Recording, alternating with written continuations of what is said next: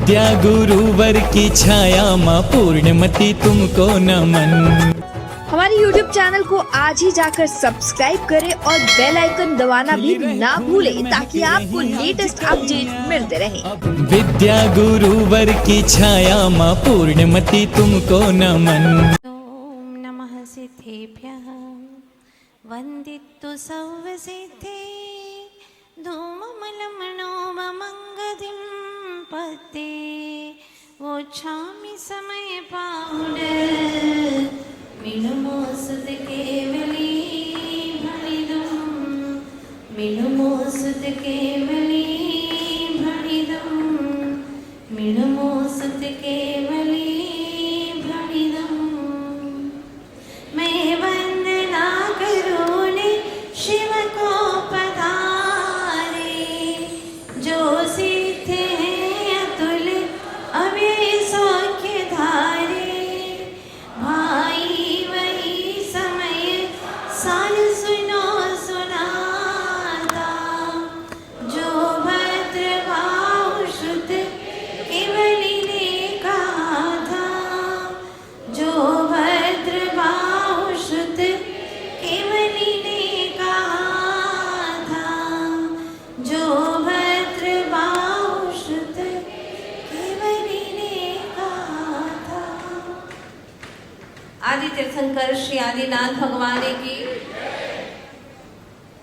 श्री 24 तीर्थंकर भगवान की, श्रीमद कुंद कुंद महाराज की, संत श्रोमणी अध्यात्म योगी आचार्य गुरुवर श्री विद्यासागर जी महाराज की, अहिंसामय विश्व धर्म की, पूज्य हरिका श्री पूर्णमती माता जी की, वंदनीय हरिका संघ की।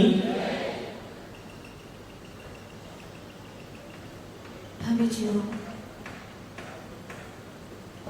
बाहरी वस्तुओं के साथ में रहते रहते अनंत काल बीत गया, लेकिन वे सदा हमारे साथी नहीं हुए।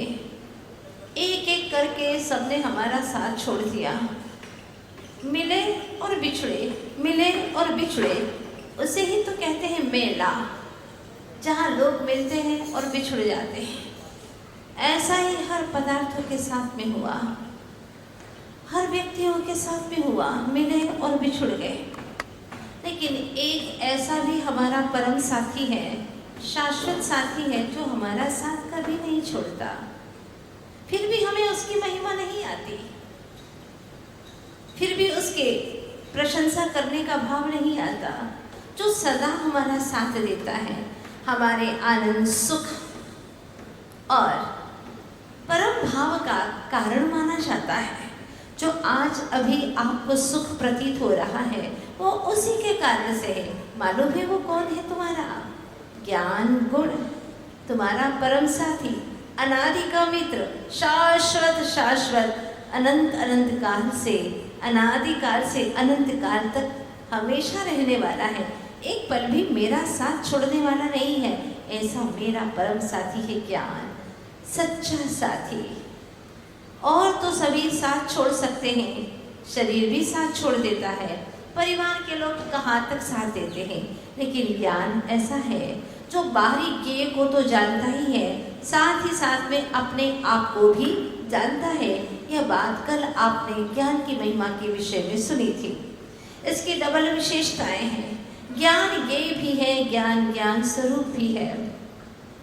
वैज्ञानिकों ने कितने आविष्कार किए, सुख सुविधाओं के साधन जुटाए, और इस साधनों की महिमा तो आपके जीवन में आती है कि पहले का क्या जमाना था, कपड़े हाथ से धोने पड़ते थे, हाँ, सारा काम हाथ से करना पड़ता था, चटनी बांटो, मसाले पीसो, सब अपने हाथ से। लेकिन वैज्ञानिकों ने क्या आविष्कार किया है, सब काम बटन, बस स्विच ऑन करो, सब तैयार मिल जाता है। बहुत अच्छा है, हर चीज बढ़िया। कहीं जाना हो पहले पैदल जाया करते थे, अब तो गाड़ी आ गई है, स्टार्ट की बैठे, ड्राइवर लेकर के जा रहा, मजे से लेटे हुए हैं और चले जा रहे हैं। सारी तरक्की कर दी विज्ञान ने, उसकी कितनी महिमा आती है आपको। आज ये सुविधा होगी, आज ये सुविधा होगी, लेकिन जितनी सुविधा उससे कई गुना दुविधाएं बढ़ गई हैं। सुविधा है तो उसकी कई परेशानियां भी हमारे सामने हैं। गाड़ी है, एक्सीडेंट होने का डर है। जितनी भी वस्तुएं तुम्हारे पास में है, एक एक करके देखना। पहले गैस नहीं था तो लीकेज होने का कोई टेंशन ही नहीं था, अब लीकेज हो सकता है। पहले लाइट थी ही नहीं तो आग लगने की कोई बात ही नहीं थी, इस तरह से आग लगा नहीं करती थी। आजकल तो हर जगह देखते हैं वहां पर शॉर्ट सर्किट हो गया, आग लग गई, ऐसा हो गया, वैसा हो गया। जितनी जितनी सुविधाएं आपके पास में है उतनी ही दुविधाएं हैं, उतने ही विकल्पों के कारण हैं। फिर भी महिमा किसकी आ रही है आपको? इन्हीं सुविधाओं की। सबसे बड़ा महत्वपूर्ण जो हमारा ज्ञान है, इन सुविधाओं को समझने वाला कौन? ज्ञान। ये ज्ञान हमारा काम कर रहा है एवरी टाइम। ये हमारा फास्ट फ्रेंड है, फास्ट फ्रेंड नहीं, पास्ट का भी फ्रेंड है और फ्यूचर का भी है। एवरी टाइम हमारा यह मित्र बन करके रहता है। इसके बारे में महिमा नहीं आती, ज्ञान की महिमा आचार्य भगवान गाते हैं और विद्वान लोगों ने कहा है, ज्ञान कला जिनके घट जागी, ज्ञान कला जिनके घट जागी, वे जग माही सहज वैरागी। जिनके ज्ञान कला घट में जागृत हो गई है, इस जग में रह करके भी सहज वैरागी होते हैं। जिनका ज्ञान कार्य करना शुरू कर देता है, मात्र ज्ञान, ओनली नॉलेज, इसके साथ साथ में राग द्वेष नहीं, मोह नहीं, वे सहज वैरागी वीतरागी होकर के मुक्ति धाम चले जाते हैं। पर जिनके ज्ञान के साथ में मोह काम कर रहा है, ज्ञान प्लस मोह, राग द्वेष, ये सब जुड़े हुए हैं, वो संसार का कारण बन रहा है। आचार्य गुरुवर्ष विद्यासागर जी महाराज ने एक जगह पर लिखा है शतक में, ज्ञान ही भव का कूल है, ज्ञान ही भव का मूल। क्या गहराई है इन पंक्तियों में। ज्ञान ही भव का कूल है, ज्ञान ही भव का मूल, राग सहित प्रतिकूल है, राग रहित अनुकूल। चुन चुन इसमें उचित का, मत चुन अनुचित भूल। सब शास्त्रों का सार यही, समता बिन सब धूल।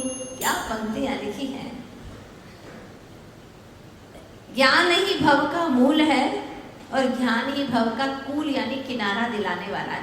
ज्ञान से ही संसार में भटकता है, हाँ ज्ञान से ही भटकता है, लेकिन कौन से ज्ञान से?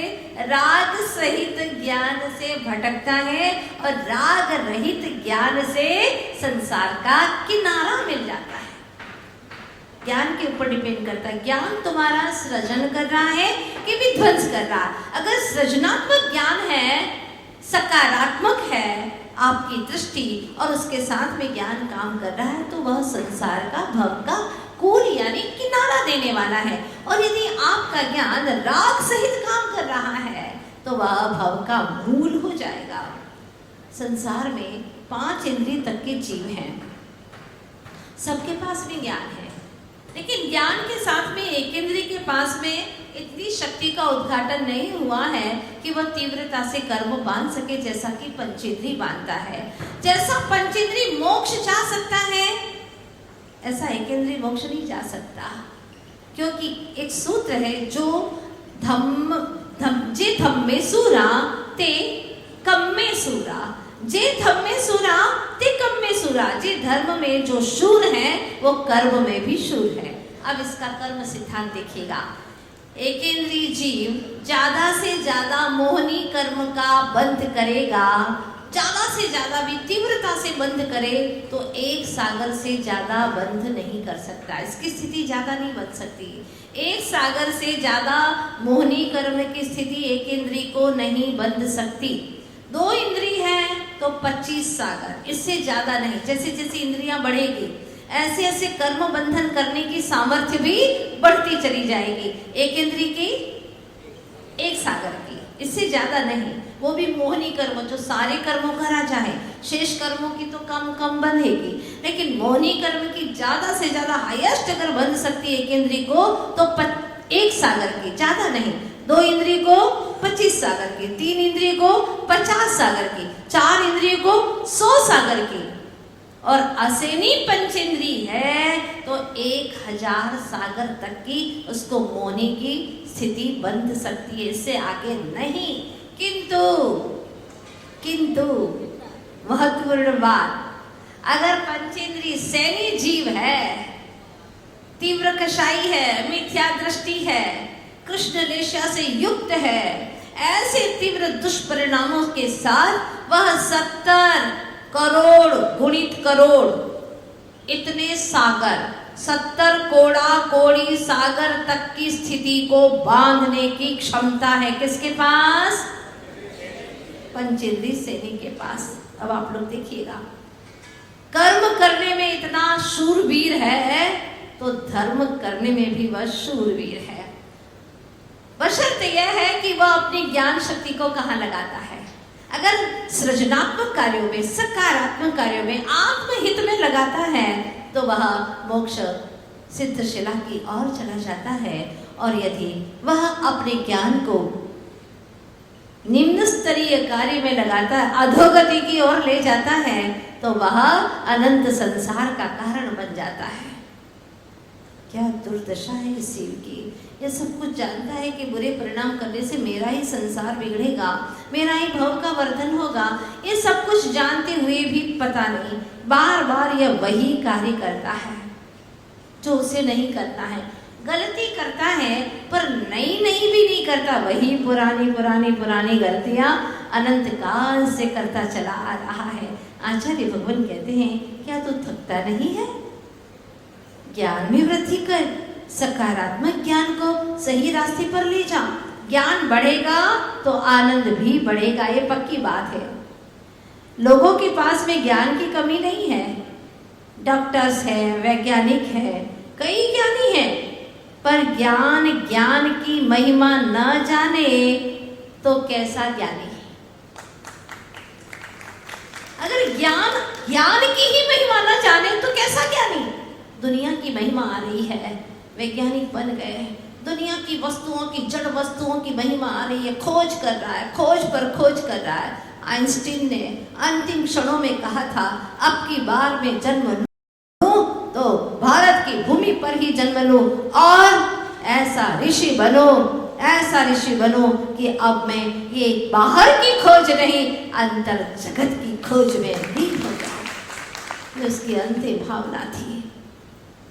लेकिन हम सब सुनते हैं, ताली भी बजा देते हैं।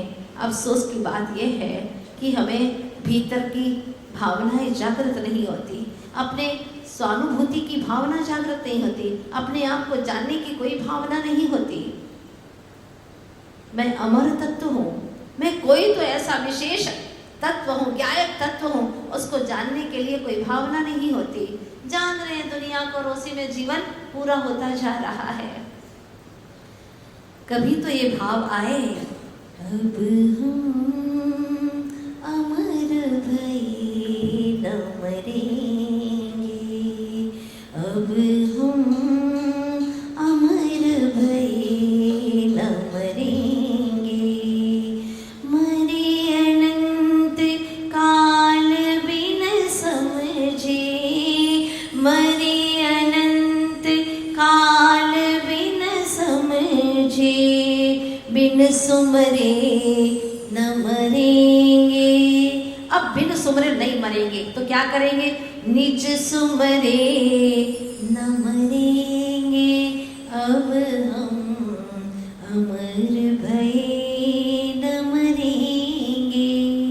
जब ज्ञान ने ज्ञान की सुध ले ली, ज्ञान अपने घर आ गया और अपने चैतन्य भवन में जाकर के देखा कि मैं तो मरता ही नहीं, ऐसा अजर अमर धर्मा हो, ध्रुव ज्ञायक हूं मैं, कभी मर ही नहीं सकता।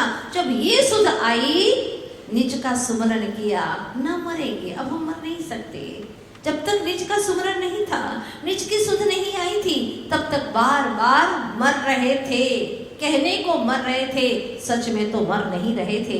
लेकिन जब समझ में आ गया कि मैं ऐसा क्या एक तत्व हूँ, शाश्वत तत्व हूँ, ये देह के भीतर, तन के पार, मन के भी पार एक चैतन्य पूरा का पूरा अखंड तत्व हूँ, और मुझ अखंड तत्व में अनंत अनंत गुणों के गोदाम भरे पड़े हैं।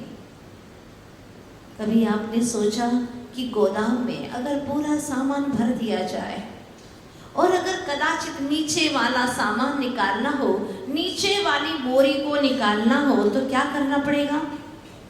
बोलो, पूरा निकालना पड़ेगा, तब कहीं नीचे का सामान आपके हाथ में आएगा।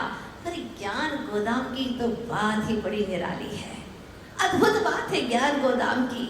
इसमें ऐसा नहीं होता, ज्ञान में कोई स्टोरेज नहीं, उसमें कोई वजन नहीं, उसका कोई टैक्स नहीं, ज्ञान का कोई टैक्स नहीं।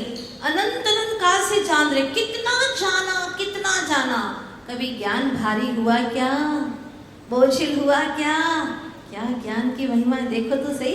एक बोरे में भरोगे भरोगे भरोगे, वो भर जाएगा, बाहर निकलता जाएगा। घर में भरोगे भरोगे भरोगे, आखिर निकल जाएगा। तिजोरी में कितना भरोगे? बड़े से बड़े सेठ हो तो भी कितने सेठ भरोगे बताओ ना, कितने सेठ भरोगे? आखिर तो वह भरेगा ही ना, भरते भरते भर जाएगा। लेकिन अद्भुत है ज्ञान का गोदाम, भरते जाओ भरते जाओ भरते जाओ, लेकिन कभी भी भरता नहीं, ओवरफ्लो नहीं होता।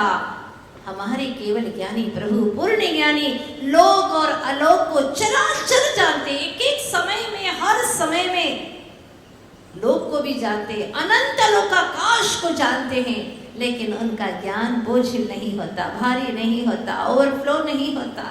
कहते हैं कि ऐसे ऐसे अनंत लोक होते तो भी जानने की क्षमता है। वाह! और वो क्षमता मेरे पास में भी है, आप सबके पास में भी एक क्षमता है, लेकिन इस क्षमता का, इस शक्ति का उद्घाटन नहीं कर पाए। क्यों? क्योंकि हमने हर पल अपने ज्ञान के ऊपर मोह के बादल मंडरा दिए हैं। मोह के, राग द्वेष के, विकारों के ऐसे बादल मंडरा रहे हैं हर पल हर क्षण। ज्ञान ढका हुआ है। किसने ढका है इसे? बोलो, कोई आया है क्या ढकने के लिए? नहीं, हमने खुद नहीं ढक दिए, हम ही अपने आप के दुश्मन बन गए। ज्ञानामृत औषधि अगर खा ले, ज्ञानामृत औषधि को पी ले, तो जन्म जरा और मृत्यु रूपी भयानक रोग भी शांत हो जाएंगे। और ये औषधि, मजे की बात यह है, महत्वपूर्ण बात यह है कि ये औषधि किसी की दुकान पर नहीं मिलती। अभी घोषणा कर रहे थे कि आंखें आ गई हो, बहुत अच्छी औषधि आई है, डाल दोगे एक दिन में ठीक हो जाएगी। लेकिन हमारी आंखें तो अनंत अनंत काल से आई हैं। जब आंखें आ जाती हैं तो दिखाई नहीं देता, कण कण से चुभते रहते हैं, खोलने को मन नहीं करता। और जब आंखें आ जाती हैं, कोई देख ले तुम्हारी आंखों को तो उसको भी आ जाती हैं, इसलिए काला चश्मा पहन करके रखा जाता है। मिथ्या दृष्टि की संगति करोगे तो मिथ्या दृष्टि मिलेगी, दृष्टि मिथ्या ही रहेगी, सब में दृष्टि नहीं हो पाएगी। इसलिए कहते हैं कि जिनकी आंखें आई हैं मतलब कहाँ से आई हैं? आंखें तो थी जन्म से ही, कहाँ से आ गई दूसरी आंखें? दृष्टि तो है हमारे पास में, लेकिन हमने अपने ही दुर्विचारों से आंखें आ गई हैं। मतलब दृष्टि तो थी पर मिथ्यापना आ गया है। कब से? अनादि काल से आंखें आई हैं। है कोई ऐसी औषधि, है कोई ऐसा व्यक्ति जगत का जो ये बता दे कि तुम्हारी आंखें एक अंतर मुहूर्त में ही ठीक हो जाएगी? नहीं, कोई वेद्य नहीं है। लेकिन है ना परम वेद्य हमारे प्रभु जिनदेव, हमारे जिनदेव की वाणी है ना, जिनमयनमो सहमिनम, क्या शब्द दिया है कुंद कुंद स्वामी ने। जिनेंद्र देव की वचनामृत परम औषधि है। अंतर मुहूर्त में, मात्र उसका अंतर मुहूर्त ही ट्रीटमेंट ले लो, उपचार करा लो इससे, तो तुम्हारा जन्म जन्म का भव भव का अनादि काल की जो आंखें आई है ना वो ठीक हो जाएंगी, लाल हो गई है, होंगी ना लाल तो होंगी ही, राग द्वेष ये सब लड़ाई है, ये सहज स्वभाव नहीं है तुम्हारा, ये सब ठीक हो जाएगी, एकदम वाइट हो जाएगी, दिखेगा ना अच्छे से। अरे हाँ, इतना अच्छे से दिखेगा, इतना अच्छे से दिखेगा कि जो तन के पटलों में छिपा, मन के पटल में छिपा, अष्टकर्मों के पटल में छिपा, राग द्वेष आदि विकारों के पटल में छिपा चैतन्य आत्मा भी तुझे दिख जाएगा। ऐसी परम औषधि, हाँ ऐसी परम औषधि चाहिए ना। हाँ, जन्म जरा मृत्यु नहीं आएगी इससे, ऐसी परम औषधि है। और यह जो परम औषधि है वो किसी दुकान पर तो है ही नहीं है, अपने ही स्वात्म प्रदेशों में है, अपने ही असंख्य आत्म प्रदेशों में। कहीं जाना नहीं पड़ता, चलना पड़ता नहीं, बोलना पड़ता नहीं, पैसा देना पड़ता नहीं। ये तो जलन भी करती है थोड़ी देर के लिए, डालो तो जलती है, लेकिन ये जो दिव्य वचन औषधि है ना उससे तो जलन ही मिट जाती है। किसी से जल रहे थे ना तुम, हाँ जलते थे, उसका वैभव देख करके आगे आगे आकर के बैठता है इसलिए भी हम चलते थे, बहुत बोलता था इसलिए भी हम चिढ़ते थे उससे, सारी जलन मिट जाएगी। हर रोगों की एक दवा है, ये है भेद ज्ञान परम औषधि, ज्ञान औषधि। और यह कुंद कुंद स्वामी ने जाहिर कर दिया है कि अगर तुझे यह ज्ञान औषधि को प्राप्त करना है तो हे चेतन, एक टिकिया है, टिकिया। क्लास में बहुत सारे बच्चे पढ़ते थे, स्कूल थी, लगभग 1000 बच्चे पढ़ते थे, और सारे बच्चे जब इंटरवेल होता तो इस इंटरवेल में कुछ बच्चे खेल कूद में लग गए। जब खेल कूद में लग गए तो फिर एक बच्चे ने कहा कि बताओ आज अपन दूसरा खेल खेलते, बताओ मेरी मुट्ठी में क्या है, बताओ जल्दी जल्दी बताओ। एक ने कहा क्या है, गोली है खाने की? बोले नहीं, बिस्कुट होगा। कहाँ से होगा, टूट नहीं जाता। मुट्ठी में क्या, बताओ जल्दी बताओ। पैसा होगा? नहीं। कंचा होगा खेलने का? नहीं। पेंसिल है क्या? नहीं। अरे ये नहीं वो नहीं तो क्या, हाथी है क्या? हाँ है हाथी। सब लोग बच्चे लोग ताली बजा करके उसका मजाक उड़ाने लगे कि देखो हाथी, उसके मुट्ठी में हाथी है, हाथी। दूसरे ने कहा घोड़ा है क्या? बोले हाँ है। और बहुत ही गंभीरता से उसने जवाब दिया, घोड़ा है? हाँ हाँ है, घोड़ा है। तो क्या नदी है क्या इसके अंदर? हाँ है, नदी है। पागल हो गया क्या? नदी होती तेरा हाथ गीला नहीं होता। मकान है क्या तेरा? तेरा घर है इसके अंदर? बोले हाँ मेरा घर है। तेरी मुट्ठी में सारी दुनिया है क्या? बोले हाँ है। सारे बच्चे बड़े आश्चर्यचकित, ये है वो है, क्या है क्या ये, सच बताना। पहले तो सब मना कह रहा था, गोली बिस्कुट नहीं नहीं नहीं नहीं, और अब हम पूछ रहे हैं हाथी है, बोलता है कि हाँ है, घोड़ा है, हाँ है क्या, सच बताना। मेरे हाथ में वो सब कुछ है जो आप कह रहे हैं। दुनिया है क्या? हाँ हाँ दुनिया है, मेरे मुट्ठी में दुनिया है। एक कहावत है ना, मुट्ठी में दुनिया कैद है। कैसे है मुट्ठी में दुनिया? बताना, खोलो मेरी मुट्ठी को। उसने अच्छे से मीच करके बंद कर दी है, भींच करके बंद कर दी है। खोलो सब मिल करके, इसमें दुनिया है, दुनिया। अच्छा, सारे मित्रों ने मिल करके उसकी मुट्ठी को खोल दिया। खोला तो देखा कुछ नहीं था, एक छोटी सी स्याही की टिकिया थी। स्याही की टिकिया? और तुम झूठ बोल रहे थे कि दुनिया है, हाथी है, घोड़े हैं। हाँ, झूठ भी बोलने लगे हो क्या? आपने तो सुना था कि तुम कभी झूठ ही नहीं बोलते, और इतना सभी झूठ बोल दिया तुमने। काली स्याही की टिकिया तुम्हारे हाथ में और सभी झूठ बोलते हो। उसने कहा मैं झूठ नहीं बोलता, मेरा संकल्प है, मैं झूठ नहीं बोलता। तुमने कहा दुनिया देखो, उसने उसी वक्त तो दुनिया का नक्शा बना करके दे दिया। तुमने कहा हाथी देखो, हाथी बना करके दिखा देता है। घोड़ा चाहिए ना, घोड़ा भी है, घोड़ा बना दिया। जो कहा वो बना दिया। क्या है ये? एक स्याही की टिकिया, सब कुछ बना सकती है, उसके पास में सब कुछ बनाने की क्षमता है। उसी प्रकार से आचार्य भगवान कहते हैं एक ज्ञान की टिकिया सबको जानने की क्षमता रखती है। जितने भी ज्ञेय हैं, अनंत ज्ञेय यानी जानने योग्य पदार्थ हैं, उन सबको जानने की क्षमता है उस छोटी सी टिकिया के अंदर। पर तुझे महिमा किसकी आ रही है अभी तक? इस संसार के वस्तुओं की महिमा आ रही है। आचार्य देव कहते हैं सव्वे भावे जम्हा सव्वे भावे नानम पच्चक खाई परेत्य नादोनम। जो ज्ञान से जान करके पर वस्तुओं की महिमा आ रही है, लेकिन जो जानने वाला है उसकी महिमा नहीं आ रही है। ये बाहर में ये वस्तुएं देखो, क्या सूर्य है, क्या चंद्रमा, क्या बिल्डिंग्स बनी हुई है, क्या हरियाली। हाँ, यूनिवर्सिटी में चारों तरफ बहुत अच्छा लग रहा है, इसकी महिमा आ रही है। क्या बड़ी बड़ी बिल्डिंग्स खड़ी कर दी, 108 माले की, वाह भाई वाह। हाँ, हर चीज की महिमा आ रही है आपको और बहुत प्रशंसा करते, लेकिन ये चीज को बताने वाला, दिखाने वाला, ज्ञान कराने वाला कौन सा तत्व है? उसकी महिमा तो आ ही नहीं रही है। उसकी महिमा गाओ जो इन सारे की महिमा गाता है, महिमा बताने वाला है। इसीलिए लिखा गया है स्वानुभूति शतक में, ज्ञानी सबको ज्ञान स्वरूपी जान मान कर सुख पाता। मोही जग को अपने जैसा मोही कह कर दुख पाता। जैसे रोग पीलिया वाला सब कुछ पीला देख रहा।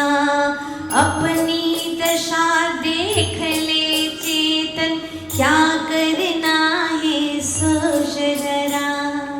हे चेतन, जैसे पीलिया रोग वाले को हर वस्तु पीली दिखाई देती है, उसी प्रकार से जड़ में आसक्त हुआ जीव, उसको जड़ की ही महिमा आती है, उसी की प्रशंसा करता रहता है। कोई रूप की प्रशंसा करे तो चेहरा फूल जाता है, आंखों में जैसे आहा ऐसी रौनक आ जाती है, रोशनी भर जाती है काला कलूटा, लेकिन कोई कह दे, प्रशंसा कर दे, आज तक क्या स्मार्ट दिख रहे हैं आप, वाकई में बहुत हीरो, आहा चेहरा ही चेंज हो जाता है। और अपने स्वरूप के बारे में कुंद कुंद स्वामी लगभग 450 गाथाओं में आत्मा की महिमा गाते हैं, कोई फर्क नहीं पड़ता। 108 बार पढ़ ले समय साथ, फिर भी वो महिमा नहीं आती। क्यों? क्योंकि रुचि नहीं है, आत्म तत्व की रुचि नहीं है। रुचि हो तो रुचि अनुसारी वीर्य आत्मा की शक्तियां काम करती है, लेकिन रुचि है ही नहीं, रुचि तो रूप की है, स्वरूप की है ही नहीं, तो वही दिखाई देता, उसी की महिमा आती है। आप लोग गुजराती में बोलते हैं ना, 4 दिवस ना चांदरनामा जूठी माया शामाटे जेना वे संगाते एनी माया शामाटे। 4 दिवस ना चांदरनामा झूठी माया शामाटे जेना वे संगाते एनी माया शामाटे। आ माया साथे ना आवे, आ प्यारा प्रेमी पण नावे। आ माया साथे ना आवे, आ प्रेमी पण संग ना जावे। तू खूब मथ्यो एने मेळववा, आ जीवन साथे ना जावे, आ जीवन साथे ना जावे। અહીંનો છે અહીં રહેવાનો, જૂઠી માયા શા માટે જેના આવે સંગાતે એની માયા શા માટે। क्या समझा यहीं का यहीं रह जाने वाला है, यहीं ढेर पड़ा रहेगा, उसकी क्यों तो महिमा गा रहा है? શા માટે એની મહિમા શા માટે? કાયની મહિમા શા માટે? ધન દौलतની મહિમા શા માટે? रूपनी महिमा शा माटे? क्यों, किसके लिए, क्यों महिमा गा रहा है? लेकिन फिर भी सुनते सुनते भी अंदर का मोह ढीला नहीं पड़ता, मोह के बंधन ढीले नहीं पड़ते। जिन वचन की औषध को पी करके ढीले पड़े तो निज का स्वरूप दिखे, रूप के प्रति आसक्ति घटे, और इसी का नाम है सच्चा धर्म, आत्मधर्म। बोलने का धर्म नहीं है, धर्म है अनुभूति का।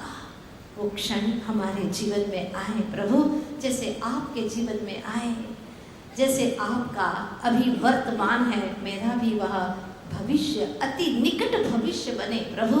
मैं पुरुषार्थ करूं, सतत पुरुषार्थ करूं, बस ऐसी मेरी रुचि, मेरा आत्मबल मजबूत बना रहे, मुझे पर का आकर्षण पल भर भी आकर्षित न कर पाए। अनंतों पर आकर्षित किया इन बाहरी आकर्षणों ने, पर द्रव्यों के आकर्षण ने, लेकिन मैं इसमें बोरा बोरा करके जगत में भटकता रहा प्रभु।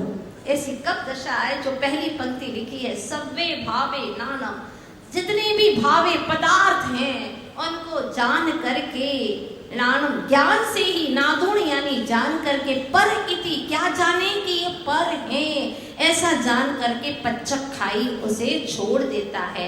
जैसे ज्ञानी समस्त पर द्रव्यों को जानते हुए उनको पर है ये जान करके छोड़ देता है। अब देखना, ज्ञान का कार्य है जानने का, जानना तो स्वभाव है, पर को जानना तो ज्ञान का स्वभाव है। बहुत महत्वपूर्ण पंक्तियां हैं ये।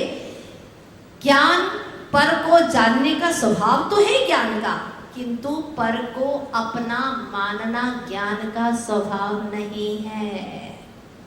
समझ में आ रहा है? पर को जानना तो ज्ञान का स्वभाव है, पर को अपना मानना ये ज्ञान का स्वभाव नहीं है, मोह का स्वभाव है, राग द्वेष का स्वभाव है। और स्वभाव क्या है? ये तो विभाव परिणमन है जीव का, और इसी विभाव परिणति के कारण से ये जीव अनंत दुखों को भोग रहा है। कोई और जीव नहीं है, ये ही जीव हर पल दुखों का, पीड़ाओं का, कष्टों का सामना कर रहा है। अगर सारे कष्टों को नष्ट करना है, कष्ट नष्ट करना है, तो एक ही मास्टर की है, वह है भेद ज्ञान। स्व और पर का ज्ञान हो जाए, बस स्व और पर को परखो, जो पर है उसको खो, परखो, स्व पर को परखो, बस इतना ही काम करना है। और ये हमें निरंतर प्रयास करना है कि मेरा क्या है। आप कहोगे माता जी मेरा तो घर भी है, अब हम अपने घर ही जाएंगे, हम हमारे घर जाएंगे। बहुत अच्छा आशीर्वाद है। काहे का आशीर्वाद? काहे का आशीर्वाद? घर जाने का आशीर्वाद दे रही हूँ ना, घर जाने का। कौन से घर जाने का? जहाँ रोज रोज जा रहे हो वो, और आते भी हो, जाते भी हो और आते भी हो। नहीं नहीं नहीं, जहाँ जाने के बाद में आना ना पड़े, ऐसे निज घर का आशीर्वाद है। एक बार ऐसे जाओ फिर आना ना पड़े, मेहमान बन के मेरे घर में आना ना आना, कुछ इस तरह की फिर लौट के न जाना, मेहमान बन के मेरे घर में, इस घर में आना ना। अपने अपने घर जाओ, लेकिन ऐसे जाओ कि कभी लौट करके तुम्हें वापस आना ना पड़े। ऐसी शुभ वेला आ जाए सबके जीवन में। इसीलिए हर दिन कुछ न कुछ नया नया कार्यक्रम देखें, जाने, समझें, और हम भी अपने अंतर महल की ओर प्रवेश करें इन्हीं शुभकामनाओं के साथ में। चैतन्य चिदानंद धाम जानन देखन मेरा